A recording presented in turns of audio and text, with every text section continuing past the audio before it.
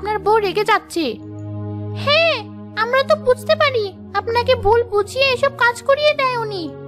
আপনারা এবার আসতে পারেন ভাবি। সম্মান করে বাড়িতে ডেকেছিলাম বসতে দেওয়ার জন্য, কিন্তু আপনারা আপনাদের সম্মান রাখতে পারেননি। আর শুনুন, আমার বউ আমাকে কিছু বুঝিয়ে কাজ করায় না, আমি জোর করে করি। আমাদের পারিবারিক শিক্ষা আছে যা আপনাদের নেই। দয়া করে সেটা অর্জন করুন আর সুখে থাকুন। অযথা লোকের সংসারে অশান্তি বাঁধানোর চেষ্টা করবেন না। এই মিতালি, এখনো দাঁড়িয়ে দাঁড়িয়ে অপমানিত হবি নাকি যাবি এখান থেকে? হ্যাঁ, চল চল। ঘরে যাও তুমি। কতবার বললাম এসব কাজ তোমার করতে হবে না। আমার একটা কথা যদি তুমি শোনো। তুমিও ওদের মতো কথা বলছো কেন? শুনলে না ছেলেমেয়েরা কি বললো? তোমার বোঝা দরকার শুধু বই পড়ে সব হয় না। যখন ওরা বই পড়বে এবং বাস্তবে তেমন প্রতিফলন দেখাবে, তখনই ওদের পুরো বিকাশ ঘটবে, ওরা সুশিক্ষা পাবে। তুমি ওসব লোকের কথাই ভয় পেও না মা। মা, এবার আমাদের খেতে দাও, অনেক খেতে পেয়েছে আমার। এই তো হয়ে গেছে, ঘরে চল, খেতে দিচ্ছি।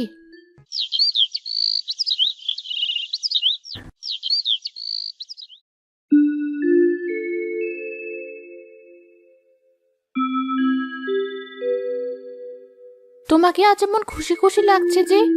কারণটা কি? আবার দেখছি অনেক বাজারও করে নিয়ে এসেছো।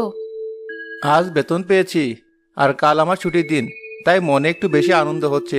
তাছাড়া তোমাদের জন্য একটা খুশির সংবাদ আছে। কি সেটা বাবা? আসার সময় নদীতে দেখলাম বেশ পানি হয়েছে, অনেক নৌকাও চলছে। আমরা নৌকায় করে কাল ঘুরবো। কি মজা, কি মজা! আমরা নৌকায় ঘুরবো। হ্যাঁ, খুব মজা হবে। আমারও অনেক দিনের ইচ্ছে এটা। কিন্তু আমি তো সাঁতারই জানি না। নৌকায় ঘুরতে যাওয়া কি ঠিক হবে? আমরা নৌকায় ঘুরতে যাচ্ছি, সাঁতার কাটতে না বউ। খুব মজা নেওয়া হচ্ছে তাই না? নৌকা ডুবে গেলে তখন কি হবে? কিচ্ছু হবে না, আমি আছি তো, তাই না? মা, তুমি না করো না, চলো একটু ঘুরে আসি। ছেলে মেয়েদের জন্য অন্তত না করো না। ঠিক আছে, তবে তাই হোক।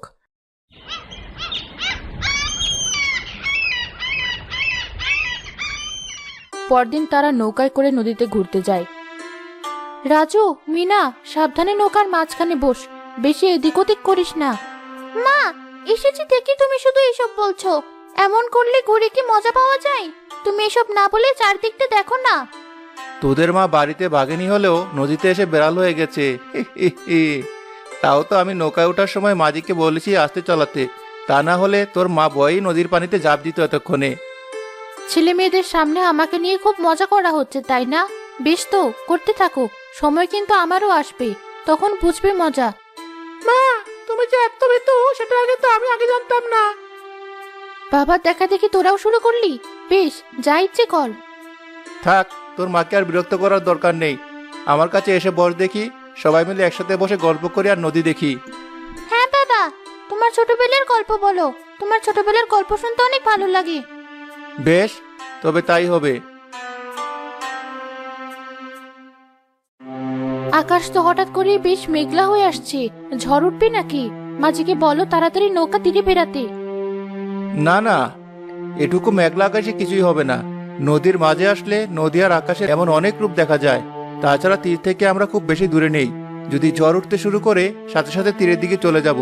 তুমি এত ভয় পেও না, শান্ত হয়ে বসো।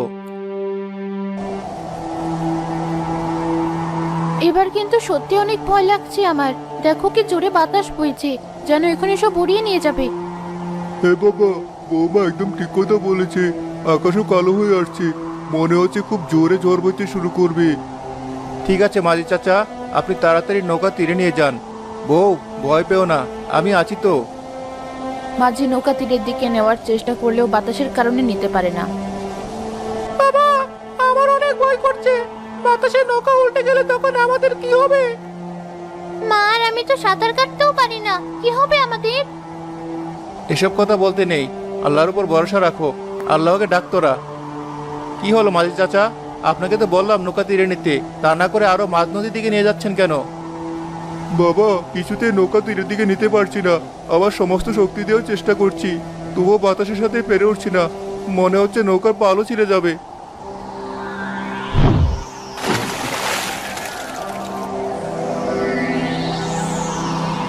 তাড়াতাড়ি আমার হাতটা ধরো, ধরো বলছি। আমি তোমার হাত ধরলে আমরা সবাই একসাথে ডুবে মরবো। পাগলামি করো না, ধরো আমার হাত। বাঁচতে সবাই একসাথে বাঁচবো। আমার হাত ধরো। তুমি আমার আশা ছেড়ে দাও, আমার সন্তানদের তুমি বাঁচাও। এই এক কাঠ ধরে এতজনকে তুমি বাঁচাতে পারবে না। আমি চললাম পরপারে, আবার আমাদের দেখা হবে।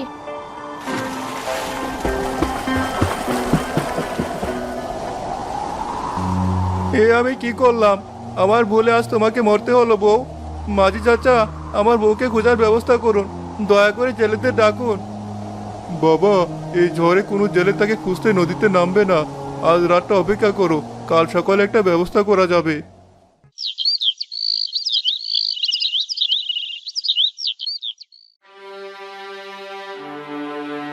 বাবা, তোমার স্ত্রীর লাশ নদীতে ভেসে উঠেছে, জেলেরা নিয়ে আসছে। তাড়াতাড়ি নিয়ে আসুন। তুমি আমাকে ক্ষমা করো বউ, তুমি আমাকে ক্ষমা করো। মা, তুমি আমাদের ছেড়ে এভাবে কেন চলে গেলে? তুমি ফিরে এসো মা, তোমাকে ছাড়া আমি কার কাছে ঘুমাবো? মা, তুমি আমাকে ছেড়ে যেতে পারো না। আমি তোমাকে কোথাও যেতে দেবো না মা। তোমাকে ছাড়া থাকতে পারবো না আমরা। তুমি ফিরে এসো মা। এমনিতে সে অনেক কষ্ট পেয়ে মারা গিয়েছে। এখন যদি তার লাশ সামনে রেখে এভাবে তোমরা কান্না করো, তাহলে সে আরো কষ্ট পাবে। তাকে এবার দাফন করার ব্যবস্থা করো। অবশেষে ময়নার লাশ দাফন করা হয়।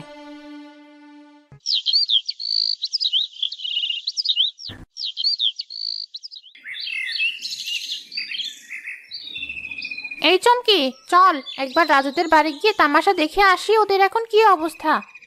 হ্যাঁ তাই চল। আদিক্ষিতা করে আবার নদীতে ঘুরতে গিয়েছিল, গিয়ে একেবারে চলে গিয়েছে পৃথিবী ছেড়ে। চল চল এবার তাড়াতাড়ি যাই। কি মনির ভাই, আপনাকে এখন রান্না করতে হয় বুঝি?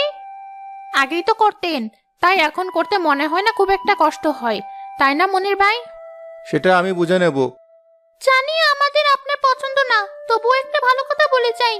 আর একটা বিয়ে করুন, তাতে আপনারই ভালো। চল মিতালি। কথাটা খুব একটা খারাপ বলিনি। মিনা আর রাজু তাহলে খুব ভালো হবে। আমি ঠিকমতো ওদের রান্না করে দিতে পারি না, যত্ন করতে পারি না। একটা মা হলে তখন আর ওদের কষ্ট থাকবে না, সেই ওদের সব দেখাশোনা করবে। তাছাড়া ময়না চলে যাওয়ার পর থেকে এই বাড়িতে আমারও তেমন ভালো লাগে না। ওদের যদি একজন দেখার মানুষ হয়, তাহলে আমিও বাড়ি ছেড়ে একটু দূরে থাকতে পারবো।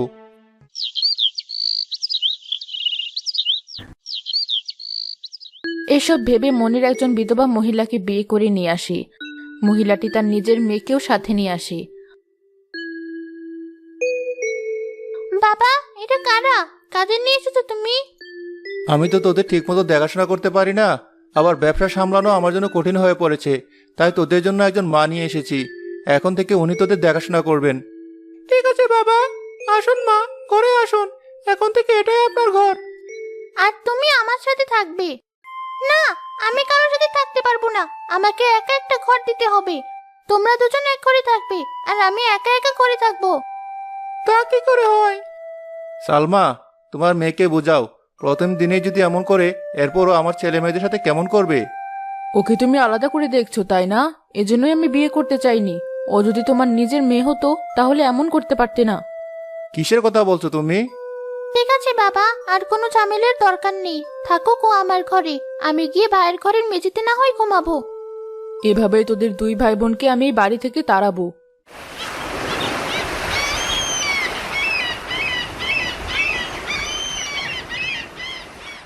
মিনা, রাজু, আমি ব্যবসার কাজে কিছুদিনের জন্য শহরে যাচ্ছি। তোরা দেখে শুনে থাকিস, আর মায়ের কথা মতো চলবি, দুষ্টমি করবি না। ঠিক আছে বাবা, তুমি কোনো চিন্তা করো না। আসার সময় আমার জন্য বড় একটা খেলনা নিয়ে এসো বাবা। ঠিক আছে। আর সালমা, তুমি আমার ছেলে মেয়েদের দেখে রেখো। ওদের যখন যেটা লাগবে সেটাই দিও। আমার ছেলে মেয়ের যেন কোনো কষ্ট না হয়। ঠিক আছে, নিশ্চিন্তে যাও তুমি, কোনো চিন্তা করো না। দেখলে মা, বাবা আমার কথা কিছুই বললো না, শুধু নিজের ছেলে মেয়েদের কথা বলে গেল। আবার আমার কিছু লাগবে কিনা তাও জিজ্ঞেস করলো না। তুই কোনো চিন্তা করিস না মা, এরপর থেকে বাড়ির সব হবি তুই। তখন শুধু তোর কথাই বলবি। ওদের আমি এই বাড়ি ছাড়া করবো এবার।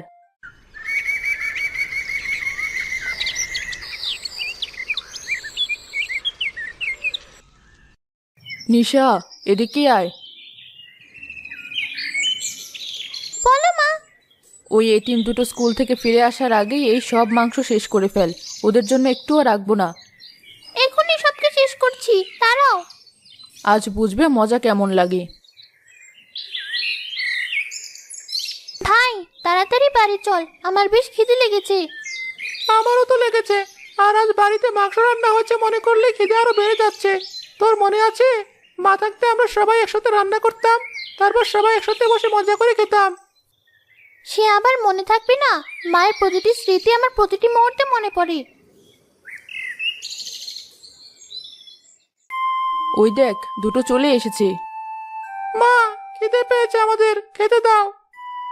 আর খাওয়া, এত কষ্ট করে মাংস রান্না করেছিলাম তোদের জন্য, কিন্তু বিড়াল এসে সব খেয়ে গেছে বাবা। কি বলছো এসব? মাংস বিড়ালে খেয়ে গেল? তা নয় তো কি আমি মিথ্যে কথা বলছি তোদের? সৎমা বলে কি এটুকু বিশ্বাস আমার প্রতি তোদের নেই? বিশ্বাস নেই সে কথা বলিনি মা।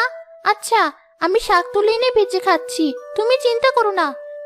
বেশ, তাই কর।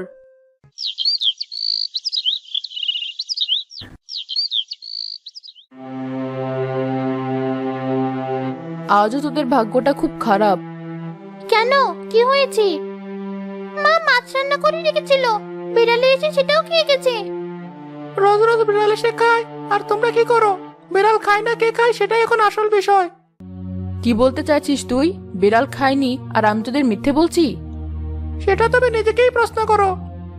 ভাই চুপ কর। বেশ করেছি, তুই যা ভাবছিস তাই করেছি। তোদের আমি আর খেতে দিতে পারবো না। এখন থেকে বাড়ির সব কাজ তোরা করবি, তা না হলে ঘাড় ধাক্কা দিয়ে বাড়ি থেকে বের করে দেব। রাজু আর মিনা কাঁদতে কাঁদতে এক জঙ্গলে চলে আসি।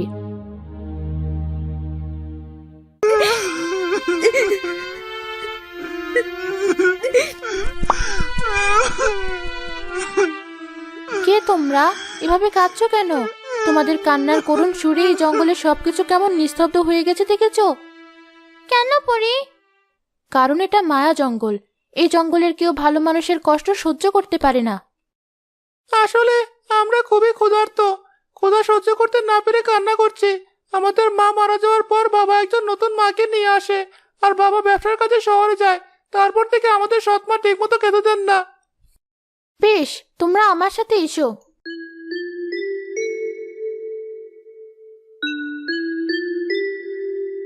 মাকাল ফল, এই শিশুরা অনেক ক্ষুধার্ত, তুমি তাদের খাদ্য হয়ে যাও। আমাকে খাবার হিসেবে গ্রহণ করো শিশুরা। নাও, এবার তোমরা এই ফল খাও, আর এখন থেকে তোমাদের যখন ইচ্ছে হবে এখানে এসে খাবার খাবে। ঠিক আছে পরি, তোমাকে অনেক ধন্যবাদ। এবার আমি আসি, তোমরা ভালো থেকো।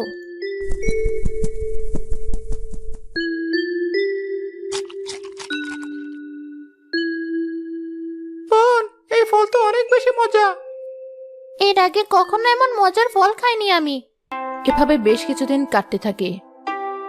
রোজ স্কুল থেকে এসে রাজু আর মিনা জঙ্গলে এসে মাকাল ফল খায়। তারা বাড়িতে আর কোনো খাবার খায় না। দিন দিন তাদের স্বাস্থ্যও আগের চেয়ে ভালো হতে শুরু করে। মা, কি ভাবছো তুমি? আমি ভাবছি ওদের আমি খেতে দেই না, আবার কাজও করাই, তারপরও দিন দিন ওদের স্বাস্থ্য এমন ভালো হচ্ছে কি করে? তাছাড়া ওরা প্রতিদিন যায় কোথায়? চলো আমরা ওদের পিছু নেই কাল। বেশ, তাই করব। দেখব কোথায় যায় আর কি খায়, কি খেয়ে ওদের এমন শক্তি।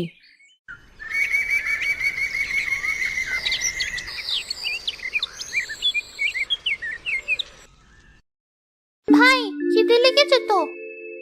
জঙ্গলে চল। মা, ওই দেখো ওরা যাচ্ছে। চল ওদের পিছু পিছু।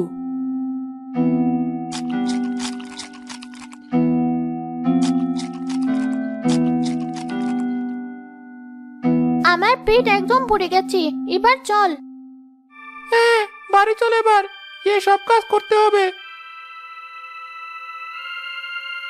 নিশা চল, এবার তুই আর আমি এই ফল খাবো। ওদের খাওয়া দেখে মনে হলো অনেক বেশি মজা, আর পুষ্টিও অনেক।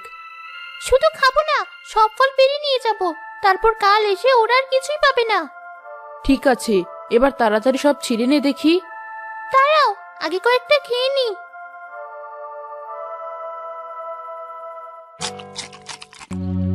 ছি ছি ছি, এসব কি? কি হলো, এমন করছিস কেন? এই ফলের ভিতরে তো শুধু পোকা আর ছাই, ওরা এই ফল কি করে খেলো? আরে তাই তো, আর কি বাজে গন্ধ। এত সুন্দর ফল কি তোমরা এসব বলছো কেন? তুমি আবার কে? এখানে কি চাও? যাও বলছি এখান থেকে। আমি এই জঙ্গলের পরী, আর এই জঙ্গল হলো মায়ার জঙ্গল। তোমাদের মতো খারাপ মানুষের কোনো জায়গা নেই এই জঙ্গলে। এই জঙ্গল তাদেরই আশ্রয় দেয়, তাদেরই খাবার দেয় যারা ভালো মানুষ। আর মনে রেখো, এখন থেকে তোমরা যাই খেতে চাইবে সেটাই এমন হয়ে যাবে। এই পরী, দাঁড়া দাঁড়া বলছি, এসব কি বলে গেলি তুই? বাদ দে ওই পরীর কথা, ওসব কিছুই হবে না, বাড়ি চল। মা, এত হাঁটাহাঁটি করে আমার খিদে লেগে গেছে, আমাকে খেতে দাও। এখনই দিচ্ছি মা, তোর জন্য আমি মাছের মাথা রান্না করে রেখেছি।